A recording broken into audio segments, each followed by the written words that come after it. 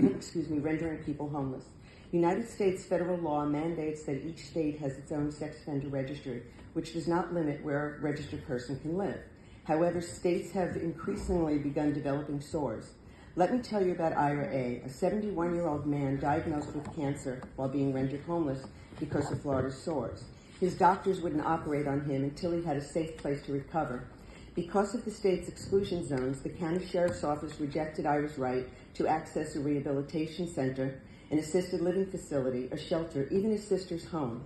Ira was tragically hit and killed by a hit-and-run driver who left him to die in the street. A man that old, sick, and frail should not have been homeless, especially when his family was ready and willing to care for him in their home. And sadly, this is not an isolated story. In some cases, SORRs effectively banish registrants from living in entire cities. The problems caused by SORRs are particularly severe for registrants reintegrating into society. FAC receives calls from probation officers and treatment providers to assist them in locating housing for registrants. The number of registrants increases annually as registration is for life in Florida.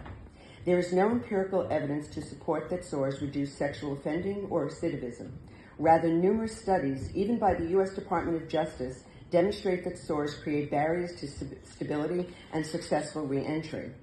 In closing, let me emphasize that SORRs, as well as the entire sex offender registry scheme in the U.S., reflect a colossal failure of policy, a failure which the U.S. government nonetheless continues to promote to other countries to implement. Not only do SORRs cause direct harm without any benefit to public safety, but SORRs breach several enumerated human rights violations as outlined in our shadow report, and it is a cruel and inhumane system of law that forces human beings to live without dignity. We ask this committee to hold the U.S. government accountable by condemning and eradicating these sex offender residency restrictions for their consequential, often lifelong impacts on individuals' rights to receive adequate and humane housing and stability. Thank you for your time.